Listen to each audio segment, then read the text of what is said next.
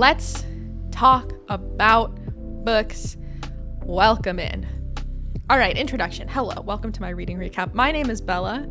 I love reading. I love talking about books. I often joke about not being an expert in a lot of things, but I feel like I would maybe call myself an expert in reading. I don't really know what qualifies you as an expert in reading, but I do read a lot. I also work at a bookstore, and I've been talking about books online for quite a while, mainly on Twitch. I mostly just talk about books on Twitch, which is maybe the less popular area for bookish content. So I am still new to areas like booktube and bookstagram. But I have been talking about books online for a while. So yeah, let's talk about everything that I read last year. First of all, I track all of my reading with Storygraph. If you're not familiar, Storygraph is an online website. If you're watching on stream, you can do !Storygraph and you'll get a link to my Storygraph page. You can follow me there. My username is not Bella. But Storygraph is an online book tracking website. So Storygraph has tons of information about tons of books. You can look up literally just look up a book to find out when it was published, who the author is, content warnings about the book, all that kind of jazz. But you can also use it to track your reading as a reader. So I track my reading literally every single day with Storygraph, and it's great. My cat thinks so too. Anyways, so yeah, it has some cool social features. I like to keep up with my friends reading there. But yeah, I use Storygraph. And a very cool thing about Storygraph is at the very end of the year, every year you get a reading recap for the year, which is a big inspiration for this presentation that I make. So jumping right in, Storygraph reading statistics. First of all, 2025 by the numbers. I read 72 books in 2025, which consisted of 15,737 pages and 234.3 hours of audiobook time. So I set a reading goal of 72 books. I don't really remember why I chose 72, if I'm honest. But that was my reading goal, and I did hit exactly my reading goal. So this was a pretty high number of books read in 1 year for me. I have read more than that in 1 year, but I think I literally finished my 72nd book on the very last day of the year. So it was I had to kind of crunch a little bit in the end to finish it. But yeah. Yippee! Here is my sort of monthly breakdown of my reading. I think this is super interesting, in particular to see when I was reading the most physical books versus audiobooks. So I read I think I was way more in audiobooks in May in particular, and also in I think that's August. I read a bunch of audiobooks, and then I read way fewer audiobooks towards the end of the year, which is kind of interesting. Also, somehow 0 audiobooks in January, which is also interesting. Yeah, but anyways, here's my monthly reading. I read the highest number of books in March. So yeah. Also, this is interesting because this tracks a book. It counts as books read for when I finish them. So if I start a book in 1 month but finish it the next one, it counts it when I finish it. But the pages and minutes are super interesting because that's because I track my reading literally every single day. It's a super accurate representation of when I was doing the most reading of different types of reading. So I just think it's cool to look at, kind of neat. I should track the difference between audio and physical this year. What I really like about Storygraph is when you track your book on Storygraph, you can choose what edition of the book you're reading. So you can choose hardcover versus paperback, so that your percentage of the book is accurate. And also you can choose audiobook versus paperback, hardcover versus digital book, which is really cool to kind of have a breakdown of what types of books you're reading. I think it's really interesting. Yeah. Okay. Here is my story graph. So this is a like unique to story graph thing. I've never seen this anywhere else. But basically it graphs the mood of your reading over time, over the year. So as it says in this image, lighter books push the line up and darker books pull the line down. So I think that is like lighthearted, happy books mean the line goes up, and then like deep, like emotional books push it down, which I I actually feel like I read a lot of kind of dark books. Maybe I am not aware of how dark books can get, because my line is very high up and it like stays very high up the full year, but I think even though I'm reading some dark and terrible and twisty books, I think I just balance them very well with lighthearted books. So I often will do like a lighthearted, easy romance book and then like a horror book. Like, so I feel like within the same month, I'm doing a mix of light and dark pretty consistently so that my line stays pretty straight. But there's my mood map, my story graph. Here is a list of my moods. So my understanding are that the moods that are tracked are moods that you add when you add in reviews for Storygraph. I'm not sure if these are moods. Maybe they're moods from like other people's reviews as well. I'm not sure if it's like my moods that I assign books when I rate them, or if it's an aggregate of everyone's moods. But apparently I read a lot of emotional books. Emotional books, a lot. Yeah. I thought this was sort of interesting because emotional is like so high up there. I guess I don't like what books aren't emotional. Like I feel like most books are emotional one way or another. And then other ones that are higher up there are funny, hopeful, reflective, and lighthearted. But like lighthearted and dark are literally tied. So I'm reading light and dark books. I don't know. But apparently I'm lower on sad, mysterious, inspiring, and challenging books. What do you know?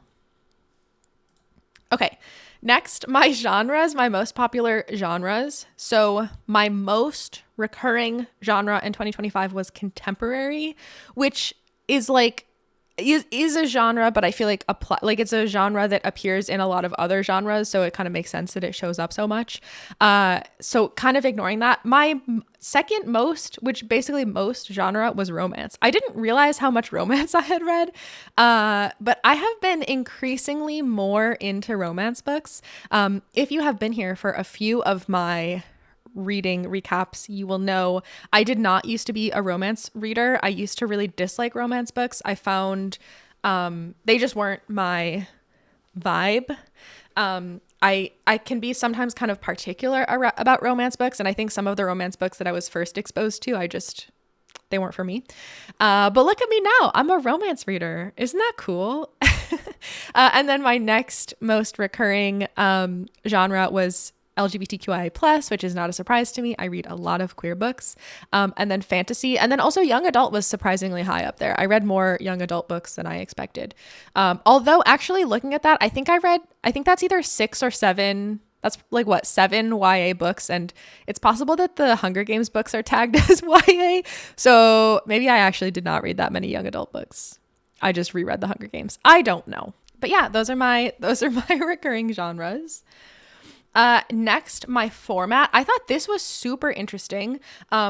Just over half of the books that I read were like physical print books. 13% of the books that I read were a digital format, and then 33% audio. I feel like that's actually way higher than I was expecting for audiobooks. I do really enjoy audiobooks, but I think in my mind, I imagine that I don't read as many audiobooks as I do. But I actually do read a lot of audiobooks. Part of it, I think, is because it's super easy for me to borrow audiobooks from my library because I use Libby. And then also a new thing for me this year, I started working at a bookstore earlier this year, which means I got access to the Libro.fm ALC catalog. ALC it's Libro's version of ARCS, so it stands for Advanced Listener Copy. So it's like ARCS, but audiobooks. And that has definitely increased my audiobook listening. Thank you, Libro. You're my favorite. I'm your biggest fan. But yeah, so I had a lot more audiobooks this year than I expected to. Also, the number at the top I think is wrong. I had to regenerate my I think my number ended up being a little bit higher, right? I had to regenerate my wrap up because I tracked something after the year ended, like my last book, but so ignore those numbers, but the graph is basically right. Okay. Next, my fiction/nonfiction breakdown. So I would say this is a pretty good breakdown for me. I always try to read a decent amount of nonfiction because I really like the opportunity to like learn something from nonfiction, but also like fiction. It's not that you can't learn things from fiction. I love fiction. It's easy for me to read fiction, but I try to remember to read a good amount of nonfiction too. Anyways, 31% nonfiction and 69% fiction, which I think is a pretty good breakdown. Authors that I revisited in 2025. So my most repeated author in 2025 was Suzanne Collins, because I reread all of the Hunger Games books. So I reread the trilogy and I reread the first prequel, Ballad of Songbirds and Snakes, all in preparation for the newest book, which came out in March of 2025, I think, right? So I read all of the existing Hunger Games books. There are 5 of them in 2025. So thank you, Suzanne Collins.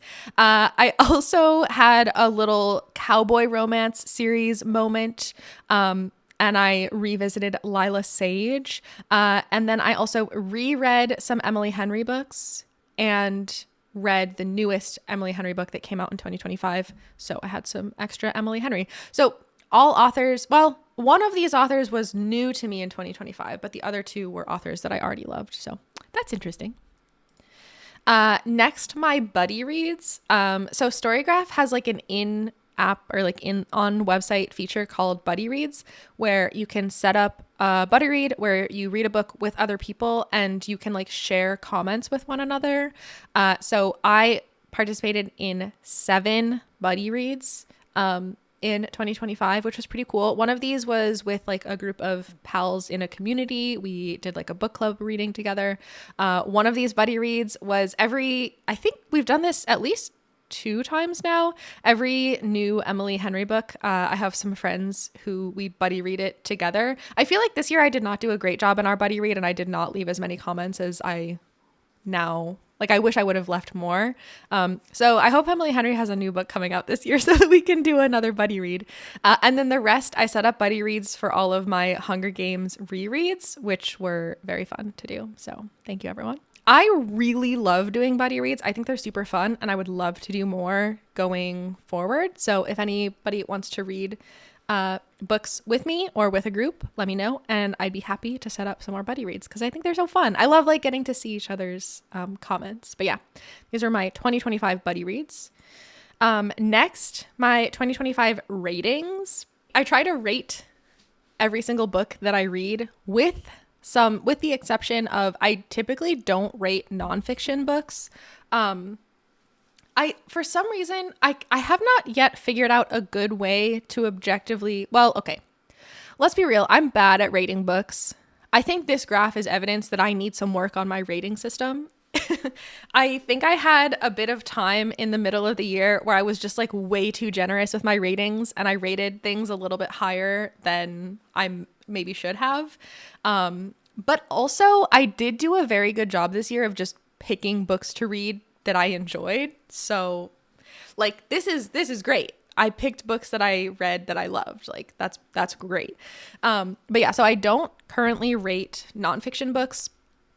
I find for stuff like memoirs, it's really hard for me to be objective because it's like the author is talking about their story. So like how can I give that a rating? And then for like books that are like factual, like again, I don't really know how to rate them. I think I would like to be able to rate nonfiction books objectively based on like how was the information presented in the book, how was the writing, and I just don't know how to do that. Like I'm weirdly bad at figuring out my thoughts on nonfiction books, so I don't rate nonfiction books, and I also often don't rate like poetry because I feel similarly where like it's so personal that it feels hard for me to like give it a rating. Like, what do you rate it on? But all of my fiction I rate. So here are my ratings. Had a pretty good year. My lowest rating was 1.5 stars. I had 1.5 and 2-star reads, and then a handful of 2.5 and 3-star. And then everything was above that, which is great. Like that's some good books. Those are my ratings. And then, okay, top 3 books. My top 3 books of 2025. I actually feel like my top 3 books of 2025 were very expected. Like sometimes my favorite, I read a lot of books and there were definitely books that I liked that surprised me, but the books that were my favorites that stood out to me the most were like not a surprise. Like these were my most anticipated books of 2025 and they were my favorite of 2025. Which is cool. Like sometimes it's fun to be surprised by a favorite book, but also sometimes it's good to be like, I know what I like and I'm right, you know? So my top 3 books, and also I a lot of these I will have top 3. They're not necessarily in order. They might be in order, but I don't want to assign an order, like whatever. So they're my top 3 in no particular order. Were Catabasis by R.F. Kuang, Bury Our Bones in the Midnight Soil by V.E. Schwab, and Sunrise on the Reaping by Suzanne Collins. Again, I went into the year most excited for these books, and I left the year most pleased by these books. They're ones that I still think about and are so good. So yeah, sometimes works out like that. I know what I like. I recommend all of these. Obviously Sunrise on the Reaping is a prequel to the Hunger Games books, so I would recommend reading the Hunger Games books before that one. But the other 2 are standalone books, so check them out if you want. Yeah. Also, they all were books, like all of my top 3 were books that came out in 2025, which doesn't always happen, but yeah. I have so much more to talk about, y'all. It's okay. Next, my top 3 books specifically from book clubs / buddy reads. So I feel like I actually ended up reading fewer book club / buddy read books this year than I expected to. Like there have been previous years where I am reading 1 book club book per month, where I'm like, yeah, there have just been years that I participate in a lot more book clubs. And this year was actually kind of a slow book club year for me. We really paused the book club in my Discord server. I used to do a monthly book club in my Discord server, but honestly, I feel like it's one of those things where like there are just so many book clubs. There's so much to read. It was hard for everyone to like keep up with it, which is fair. So that like really reduced my book club reads. But I did really like a lot of the books that I read with other people. Anyways, okay, my top 3 of book club / buddy reads.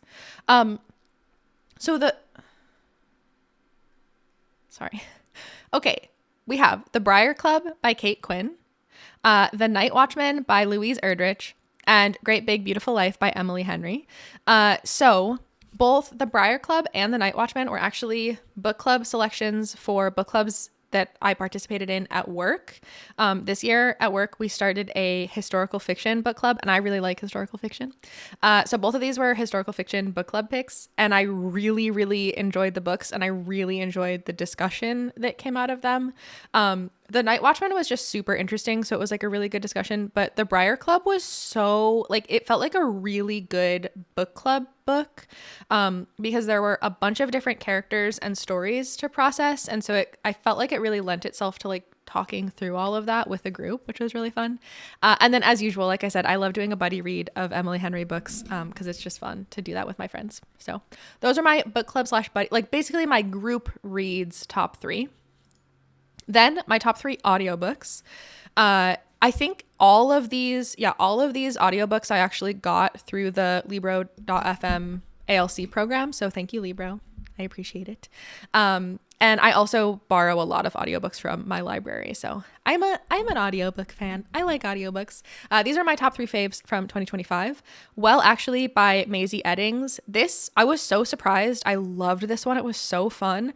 It is a romance book, and I don't want to spoil anything, but I felt like there was really good queer representation and discussions in this book.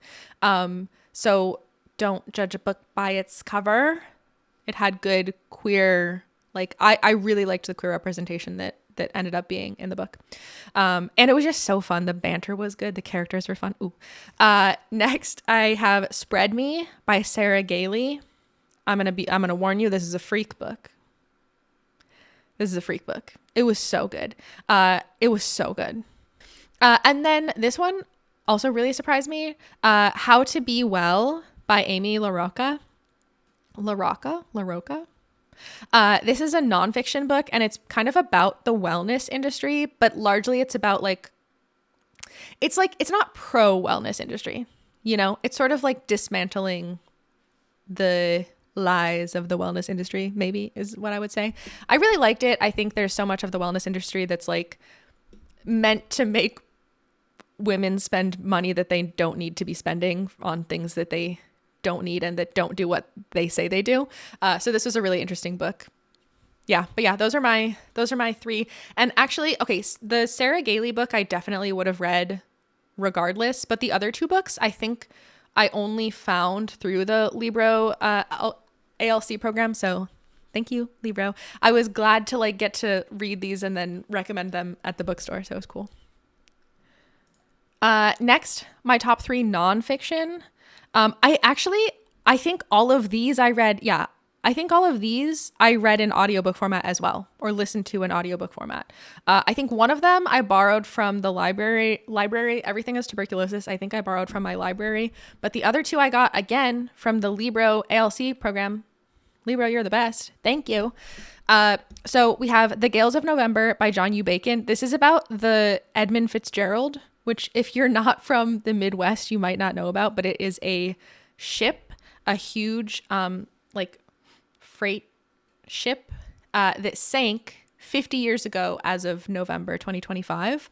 And this was a really interesting book all about the ship, the industry, like the freight, the Great Lakes shipping industry, the people that were on the ship. It was just a really interesting nonfiction book. It was so good. I was so blown away. Also, A Marriage at Sea by Sophie Elmhurst. This was also an incredible book. It really surprised me. It's so good. It's about a couple that basically drops everything in their life, buys a boat and tries to sail around to the sea, but their boat sinks. They live. It's nonfiction. It's wild. It is so, so, so good. And then Everything is Tuberculosis by John Green. It's about tuberculosis, but it's also about everything.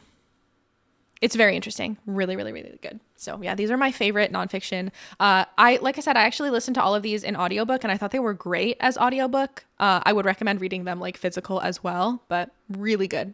Really, really good. But yeah, I loved these. Next, my top 3 covers of books that I read in 2025. Not too much to say about these. The covers are great. I just loved these covers. Moderation by Elaine Castillo. I love, it has this warped, it's so cool. It's kind of hard to tell because the image is small here, but the covers are really cool. World of Wonders by Amy Nazukumatatiel. I am not sure if I pronounced that correctly, and I'm sure I probably didn't, in fact.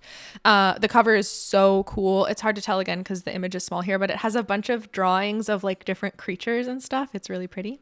And then Rangikura by Tai Tibble. This is a book of poetry. The cover is so cool. I love the bright colors. It's just really cool. And also the back of the cover, the back cover, whatever you'd call it, the entire thing is just a portrait, photograph of the author, and she's so cool. It's a very badass photo.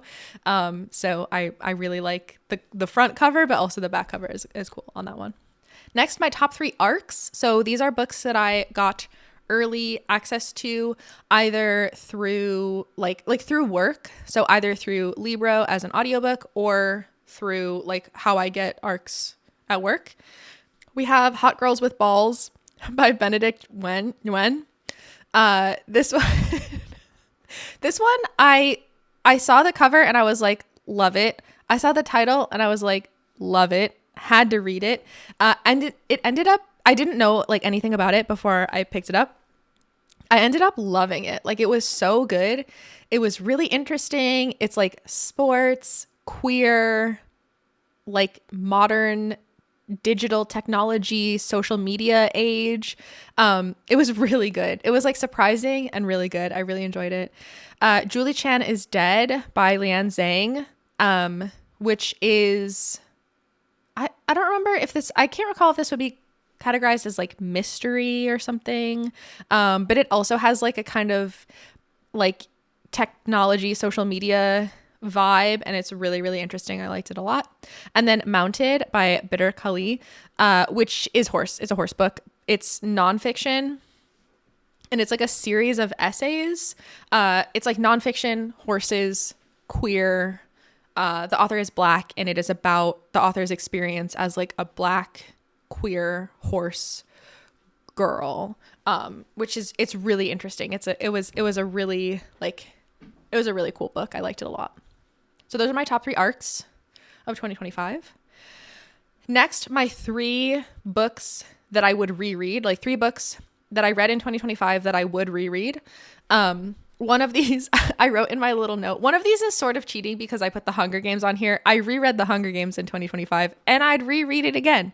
I read it like almost every single year. So yeah, that's one that's just like a perpetual reread for me, but that's fine. I can have it here. Other books that I would also reread are Upright Women Wanted by Sarah Gailey. This is a good one to read and then reread because it's like, one, it's super fun. It's super quick. It's like an interesting story. It's queer, but it's like a story that has some, I think, layers of hidden messages or not so hidden messages. It's not subtle, but I think there are layers of messages. So I think this would be a really good one to revisit. And then The Serviceberry by Robin Wall Kimmerer. I was so glad to finally get to this one at the end of 2025. And it feels like the type of book that anytime you're feeling disillusioned and discouraged about the state of the world, you should pick this up. Like it's a reread because it's a message that you need to keep hearing over and over again. So yeah, I would revisit these. And then 3 that still have me saying, what the fuck?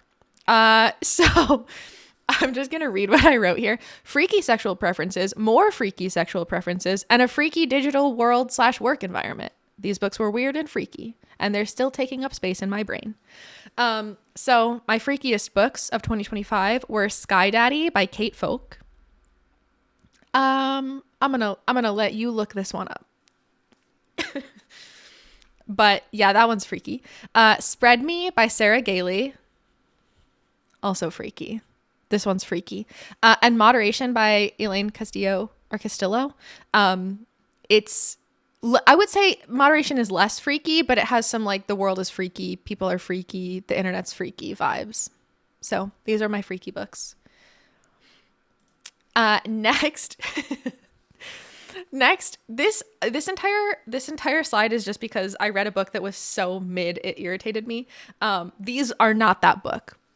Okay. So these are my top 3 holiday reads. So in December, I decided that I wanted to read sapphic holiday books.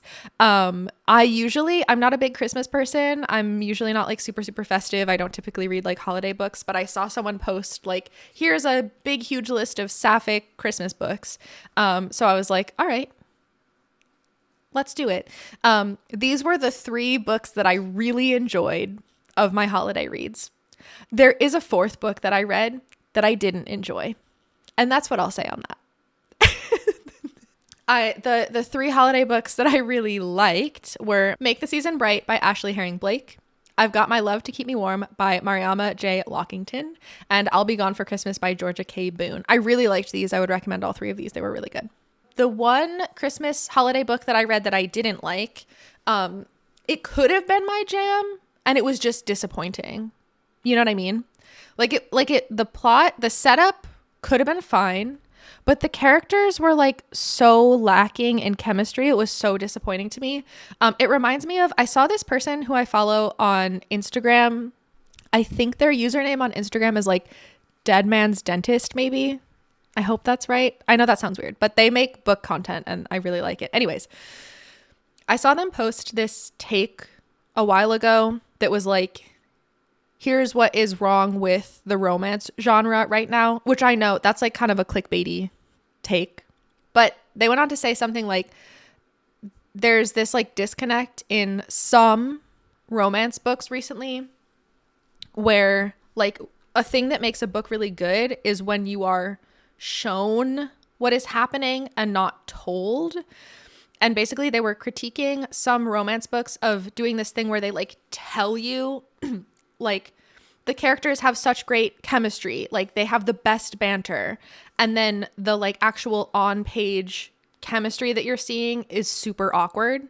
And I remember listening to this, I think it was like an Instagram reel, and being like, yeah, that is a problem that I see sometimes that makes books, particularly romance books, feel sometimes so awkward.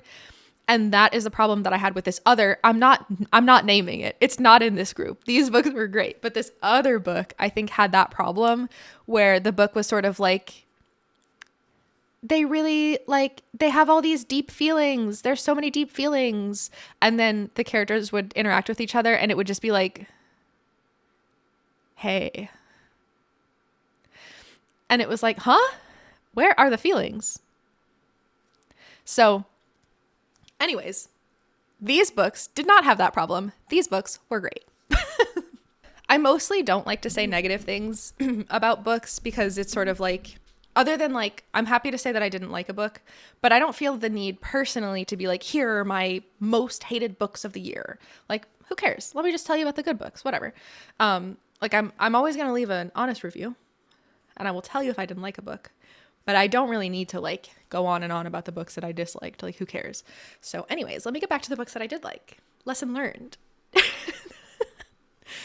Anyways, Make the Season Bright, I'll Be Gone for Christmas, both romance books, both very, very cute.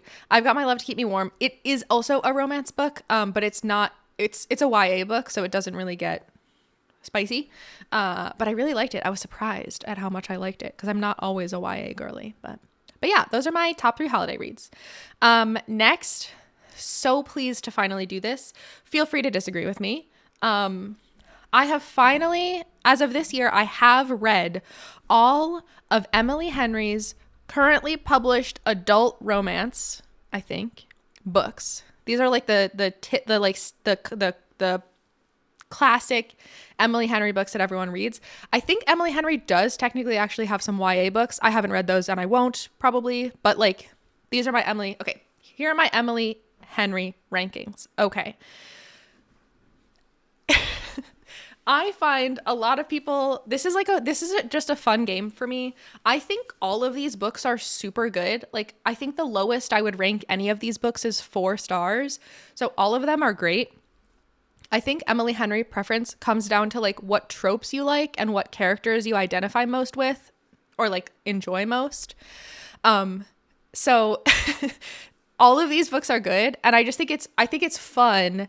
I think a lot of people have different opinions on Emily Henry rankings and I love to compare them. So I would love to, if you are an Emily Henry reader, I would love to know how similar our ranking is.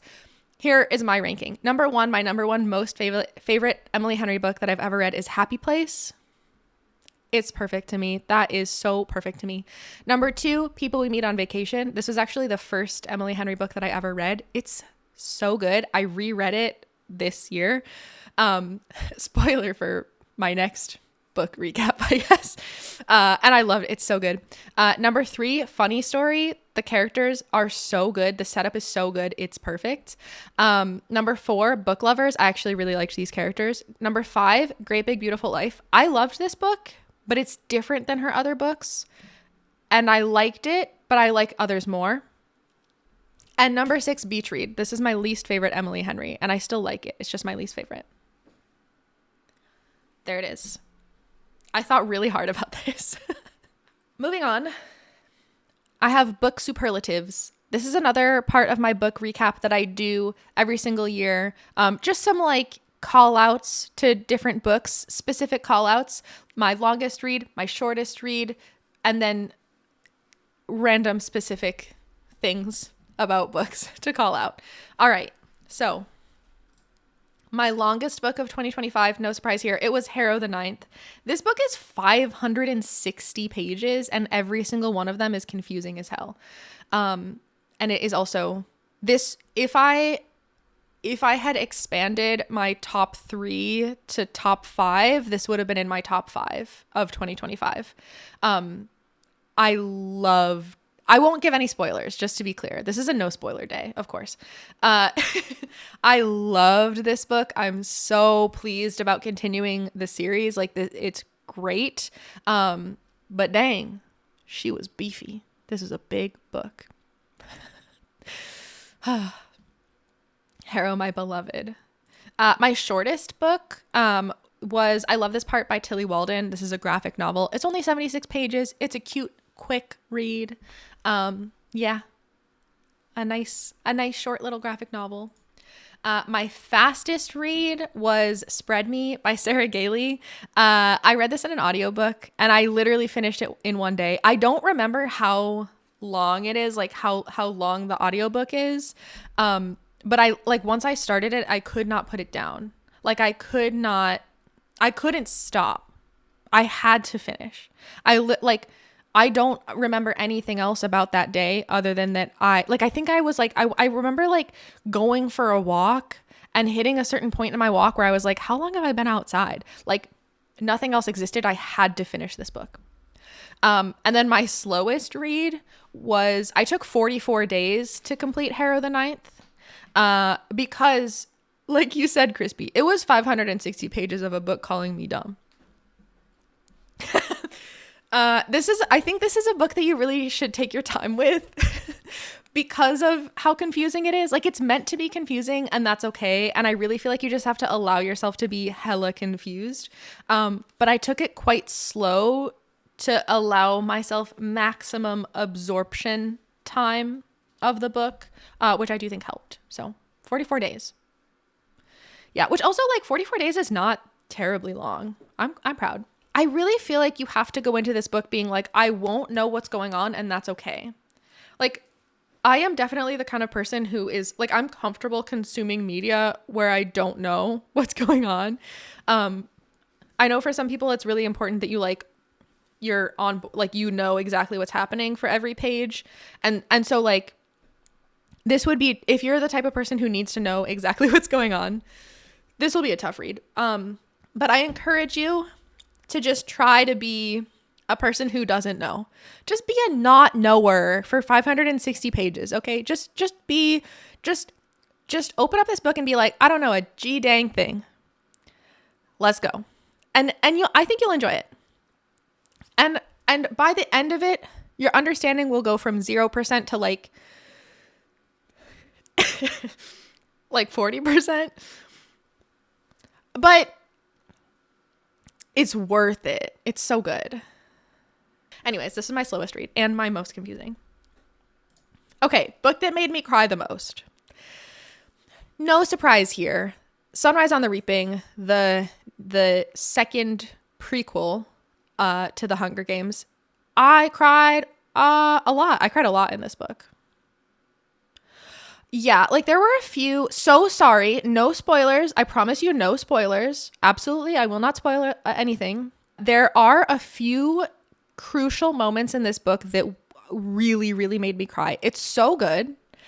Do read it. You'll cry. I mean, actually, to be clear, everyone is different. So it might, like, I think that there are probably 2 or 3 moments that hit really, really hard. And are very emotional. But they're also actiony moments. So you might kind of get caught up in the action of it. It depends. It's person to person. So, but this one made me cry the most. Yeah, for sure. For sure. Okay. Moving on. Most kissable love interest. I thought this would be a fun one to do right after talking about crying. So I read the Rebel Blue Ranch series by Lila Sage. It is a cowboy romance series.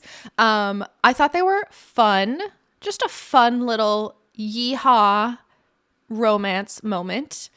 I like horses, so every book did have adequate horses, so that was good. Anyways, the third book in the series is called Lost and Lassoed.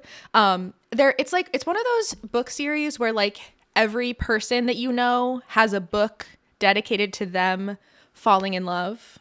Good for them. And so in the first book, you are introduced to, in the first book, the main character, you're introduced to her older brother who's like tough and protective. He's a single father, but he's, keyword in there, single. And he takes on so much responsibility. And he's single. And I knew when I was reading book one, I was like, the best book in this series for me is going to be the book about the older brother. And wouldn't you know it was, for me. This was my most kissable love interest in a book. Yeah.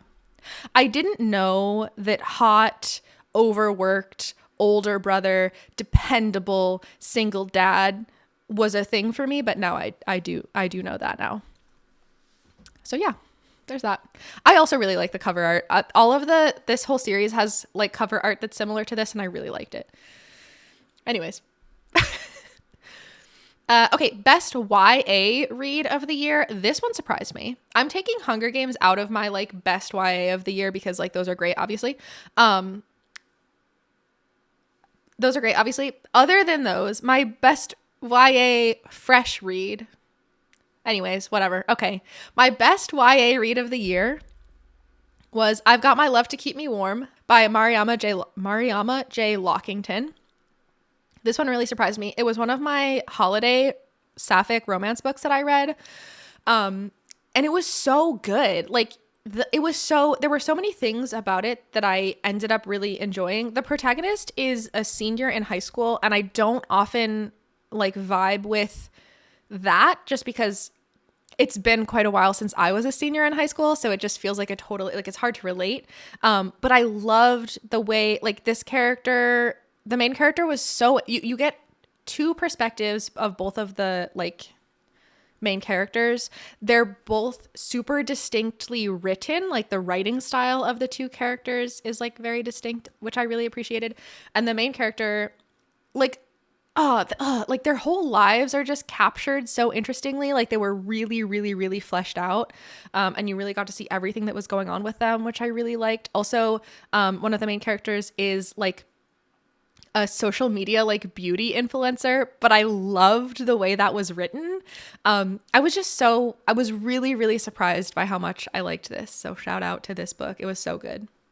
Okay, and then my spiciest read of the year. And by spiciest, like, let's be honest, I mean smuttiest. This had the most smut. I read this like towards the beginning of 2025, but I'm still thinking about how spicy it was now. My Best Friend's Honeymoon by Meryl Wilsner. It's hot, it's gay, they're on vacation, and they do it a lot. Enjoy. This is for all the freaks. Anyways, yeah. Okay, I think that's... Oh, okay, wait, no, I have more. Next, another...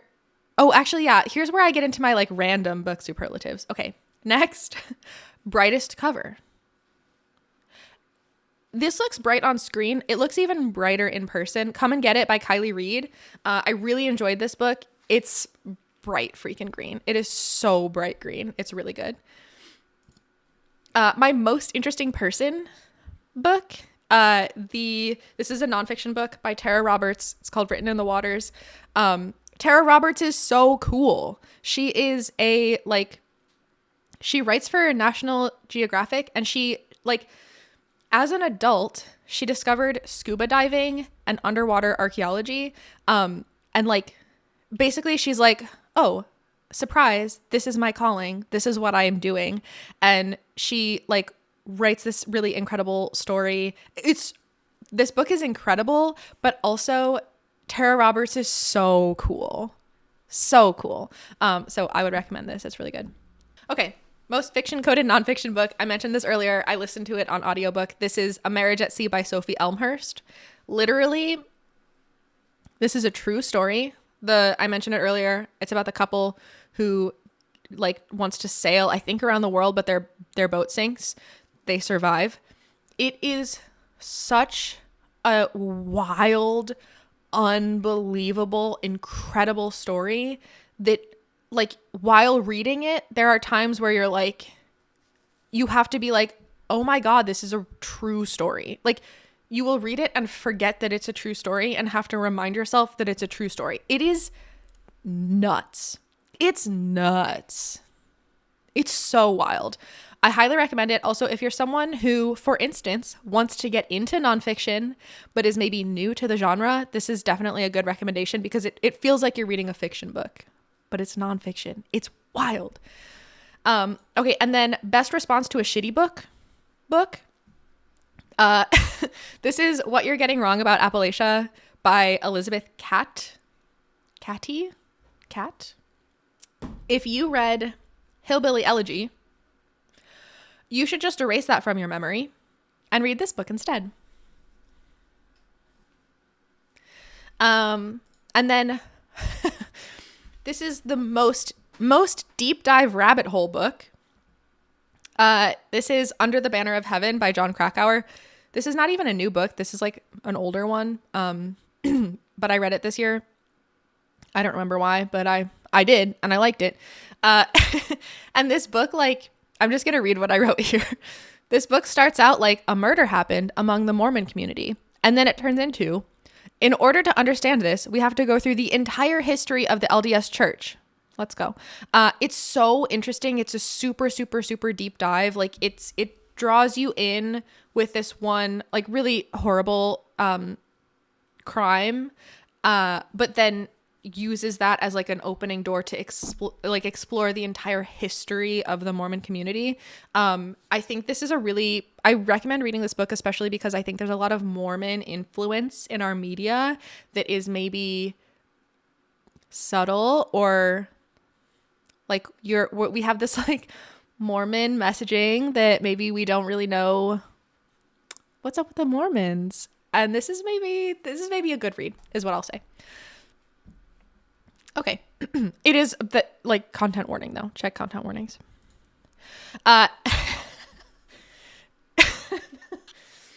This is the most grandpa coded book that I read. The Gales of November. Again, this is the one about the Edmund Fitzgerald. Your grandpa probably would read this book, and so would I. And I loved it. I love this book. It's a grandpa read, but it's super good. Okay, next. This is a new section. I don't think I have done this section in previous years' reading recaps, but I'm very excited about it. Take it or leave it. I'm actually quite bad at keeping up with or finishing like books that are part of a series. I do this thing often where I will read a book in a series, and then even if I love it, like even if I loved the book, I'm like, okay, let me give myself a little time to recover before I start the next one. And then I'll just completely forget to ever pick up the next one. Or I'll read it and think to myself, this was so good that I'm going to save the next one for a time when I need to read a book that I know I'll love. And then I forget to pick it up ever. So in an effort to be more aware of the series that I'm starting and not finishing, here are book series that I started or continued in 2025 and whether or not I am hoping to continue them in 2026. Okay, first up, the Poppy War trilogy. I think the first book that I read in 2025 was The Poppy War. What a way to start. This is a trilogy, as mentioned, by R.F. Kuang. This book wrecked me. Like it's really, really dark and very intense, very emotional, very violent, graphic. It's incredible. So good. Loved it. But I needed a full calendar year and maybe more to recover emotionally from this book. So I have not touched this series since reading the first book last year in January. So the last book in the series that I read is book number 1, The Poppy War. I do plan to continue it, but I'm not sure when. I feel like I need to be emotionally ready. This one wrecked me, but I do plan to continue it. Next is the Broken Earth trilogy by N.K. Jemisin. This was a sci-fi fantasy book that I loved. I would say it's not necessarily super dark, but it is quite dense. There's like a lot of world building, a complex story. It's very different than a lot of other sci-fi fantasy that I've read before, which I like, but makes for kind of a challenging read. So the last book in the series that I read was the first book of the series, the 5th season, and I do plan on continuing. But again, I'm not sure when the right time is. But I really want to read more. It was so good. All right, the next series that I visited in 2025 was, I think this series is just called Part of Your World. Like when I looked it up, that's what it was called, by Abby Jimenez. So I read the first book of the series, Part of Your World. I think I read this shortly after reading some Emily Henry books, and I was in this spot where I was like, oh, I really want to read more books that are similar to Emily Henry because I love Emily Henry books so much. And I was either recommended this or there was like something online that was like books similar to Emily Henry. And I think maybe the problem is that if I'm comparing to Emily Henry, I'm going to be disappointed. Or maybe this book just wasn't for me. Unsure, but this book was not for me. I'm not sure if it was just this or like, I don't know if it was the characters of this book, the plot of this book, the series as a whole, the author. But this one was not it for me. It was just not my fave. And based on just this book, I'm not planning to continue this series. If anyone has read it and is like, no, it's great, I would love to hear, but I don't think this one's for me. I'm going to leave this one in the past. Next book series, the Clover Lake series by Ashley Herring Blake. Hello, Ashley Herring Blake fans. If you read Delilah Green Doesn't Care and the rest of the books in that series, is that what the first one is called? Is it Delilah? That series. If you read that series, this is like the next series that Ashley Herring Blake is working on. So I think it's a similar vibe where it's like it's like a romance book about one character, and then you learn about like the next book is romance about that character's friend and whatever. I don't know how many books there will be. But I read the first one last year when it came out. This is called Dream On, Ramona Riley. It's really cute. I really liked it. And I do plan on continuing the series. There will be a second book coming out in February of 2026, and I'm going to read that one. So yes, I will continue it. The Locked Tomb series. So I read the first book in this series, Gideon the Ninth. This is by Tamsin Muir. I read the first book, Gideon, in 2023.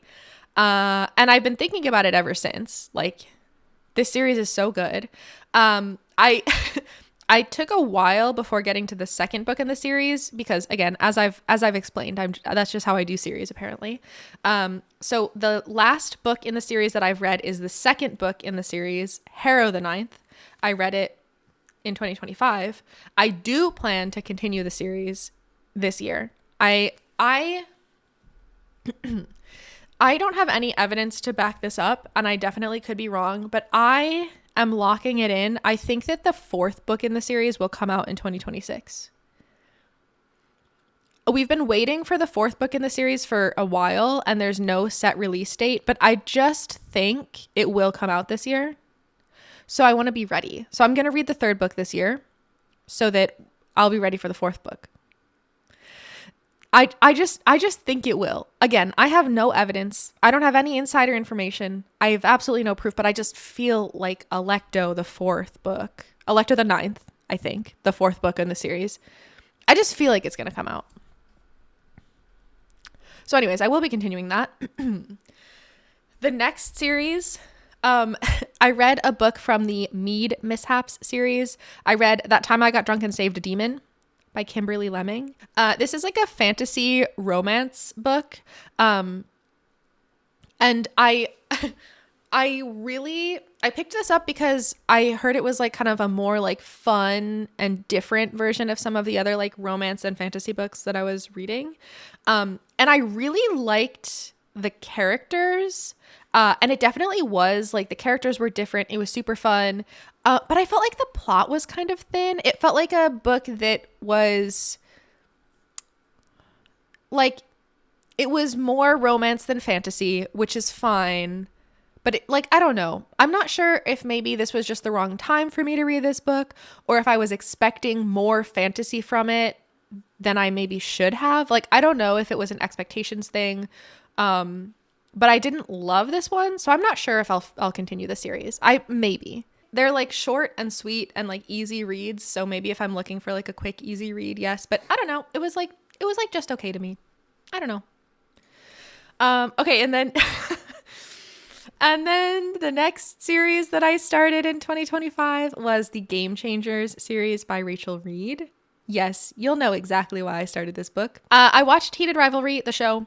And then after finishing watching it, I wanted to read the books. And I heard from a lot of people that you don't have to read the whole series. Like if you're interested in the like story that they show in the show, you don't have to read the whole series. You can skip right to like the second book in the series, which is Heated Rivalry.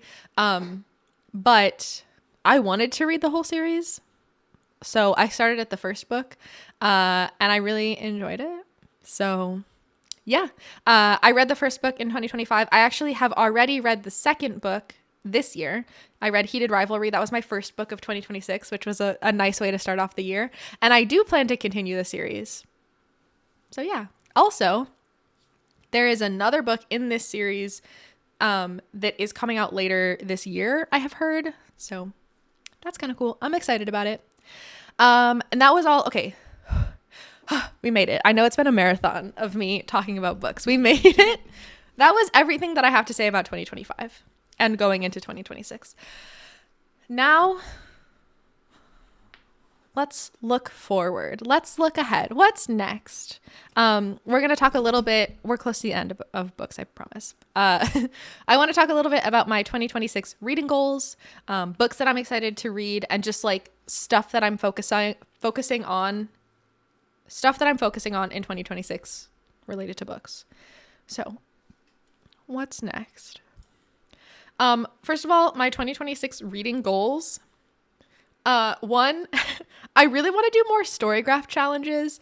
I have a couple in mind that I'm keeping an eye on this year, but I really enjoy the Storygraph challenges. Like it's fun to have book recommendations and to sort of like push yourself to step outside of your comfort zones with reading. So I want to do more Storygraph challenges. Also, I'm in my freak era. I would say most of the books that I've read have been somewhat tame, particularly in terms of like smut. I mostly keep it very tame. I read like some freaky books, but I would like to read more. I'm in my freak era. I will be reading freak books. Yeah. And then also book clubs and buddy reads. I want to do some more this year. So those are kind of like my goals that I have top of mind. Social media and tracking in 2026. I am doing most of the same stuff that I've been doing. So I use Storygraph to like track all of my reading. I post about books on Instagram. That's my Instagram handle. If you want to follow me. Sorry for hitting my microphone. I'm also hoping to post about books more on YouTube, but no promises. I'm just bad at it. I'm just trying to be better. But also a new thing in 2026, I am checking out the app/website Pagebound. I have not used it before. This is I'm fresh to trying it out. Right now I'm using it in tandem with Storygraph. They both have different things that I like about them, which I'll talk about in a minute. But yeah, right now I'm using both, but also my website. I'm going to keep posting monthly on my website about books. You can follow me on Pagebound and Storygraph and Instagram if you want, and if you're also in those places, but it's okay if you don't. Pagebound, I really like. It has these like discussion forum things for every single book, so I'm really enjoying the sort of like social features of it. But Storygraph is still my favorite for like personal reading tracking. So, you know, there's that. Okay, Storygraph. Another goal that I mentioned wanting to focus on in 2026 was Storygraph challenges. So if you're not familiar, Storygraph has a functionality where you can like basically set up or join challenges where there are like usually different reading prompts, and you like enter in books as you read them for those prompts. So here are a couple Storygraph challenges that I will be working on in 2026. One, the diverse baseline. I highly recommend checking out the diverse baseline. I'm not going to spend a bunch of time yapping about it here because I've already yapped simply too much. But please go check out the diverse baseline. There's information on Storygraph in the Storygraph challenge, and there's also a website. Check it out. I highly recommend. Also, the bookstore where I work is doing a 26 books in 2026 challenge, so I'm going to be working on that as well. Libro FM has a 2026 audiobook listening challenge. There are 12 prompts, and they're based on suggestions from Libro. So like you can like look through the Libro catalog and lists for books to choose. And then also I found this I found this challenge randomly. I think either it was probably like linked by someone on social media or something. But I'm joining a challenge called the Nonfic Baddies and Newbies challenge by LA Book Girl. There are 12 prompts, 11 prompts plus like a dealer's choice prompt with a range of topics for nonfiction books. I really like nonfiction books. Like I already am a nonfiction reader, but I'm excited to sort of like explore genres or like topics in nonfiction that I might not necessarily always gravitate to.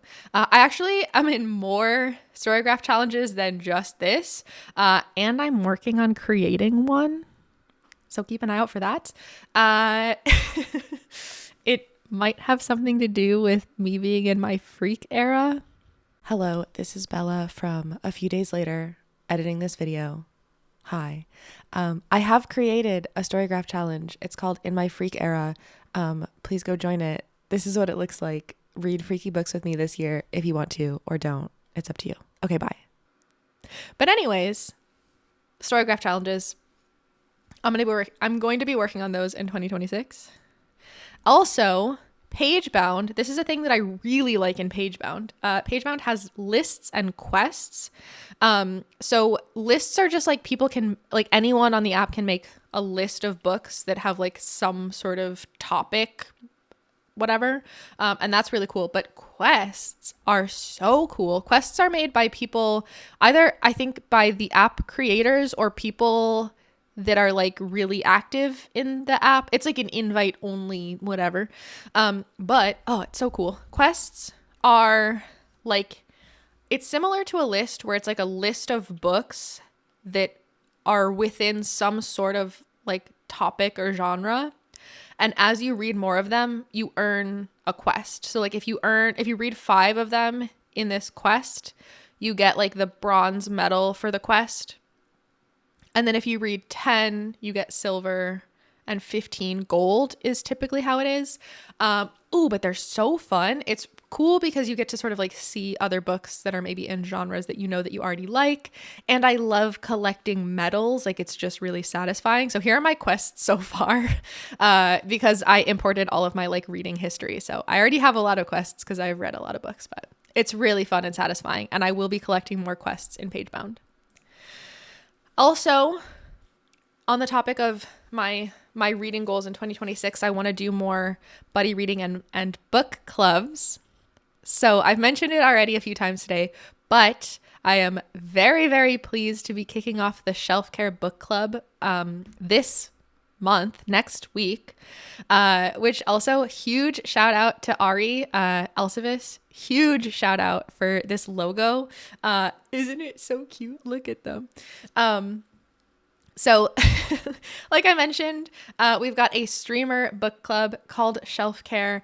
We are going to discuss what, like, it's kind of like a it's like any kind of book club meeting that you might encounter, but we're going to do it on stream with all of our communities all together.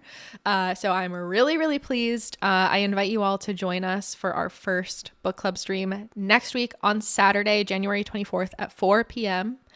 We are reading and then discussing, well, we're reading now, but we'll discuss on stream The Dream Hotel by Layla Lalami.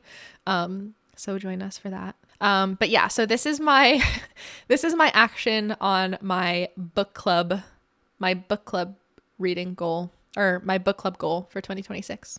Yeah. Also a huge shout out and thank you to all of the fellow like founders of the Shelf Care Book Club. I literally, like, it's something that we couldn't do without one another. The whole point of this is to have streamers like come together and participate together, which also, again, reminder, if you're a streamer and you want to join us for future book club meetings, it's open. Like, you're welcome to join us if you're a streamer and you like reading and discussing books. Just let me know. I'll send you the information. Like, absolutely. But yeah, our founding members are me, Ari Elsifes, Britt Rose, Ellie, Kanessa, Shania, Sage, and Giru. So thank you, everyone. Their usernames are all listed down there. So I'm really excited to talk with everybody. Yeah. Books that I'm excited to read in 2026. These are my top 3 of my TBR. I have a massive TBR list all the time. So if you're not familiar, TBR means to be read, or like to read list. Basically, it's books that you want or plan to read. I think my TBR is like it's probably hundreds of books. I have a lot of books on my TBR. So usually what I do is every month I sort of make like a TBR short list of books that I intend to read that month. And I prioritize books based on like stuff that's going on in my life or book clubs or like whatever. So I have this like massive TBR, but month to month, I'm usually only looking at like a smaller section of them. So these are my top 3 on my TBR for 2026. One of them I've already read, but it was top of my TBR list because I was so excited about our pick for book club. So The Dream Hotel by Layla Lalami, that was on my top 3 TBR, and it's checked off. But I also have Nona the Ninth by Tamsin Muir. This is the next book for me in the Locked Tomb series. And I'm really excited about it. I actually started, in 2025, I read the second book in the series, Harrow the Ninth. And right after finishing it, I started Nona. Like, I think I read the first chapter. And I kind of was like, I'm not ready for this. I need a break from this series first. So I like allowed myself a little break just to kind of let things sink in. But I'll probably start Nona, like, if not this month, then next month, because I'm really, really excited to continue the series. And then the next one that I have on my TBR, my cats are getting spicy. He has a spicy tail. They're chasing each other. So if you hear weird noises, it's them chasing each other. So yeah, the next TBR that I have is I Love You Don't Die by Jade Song. This book is actually not out yet. It comes out, I think, in March, I want to say. I actually don't remember. It comes out this year. So Jade Song is the author of Chlorine, which I will, just being honest with y'all, that's a freak book, positive. Chlorine is a freaky book, not in a sexual way, but there's some freaky stuff going on. It's really good. I feel like I'm explaining this badly, but Chlorine was such a weird and good book. I really, really, really liked it. And it's a book that like still sticks out to me because it's super interesting, super well written, and just like, I really felt in the experience of reading it. Like, I couldn't look away. I was in it. So I'm really excited. So anyways, this Jade Song is the same author that wrote Chlorine. So I'm really excited for this next book, I Love You Don't Die. So that is top of my TBR list. And I think, yeah, that brings me that brings me all the way through all of the books all of the books to talk about. Thank you. I did it.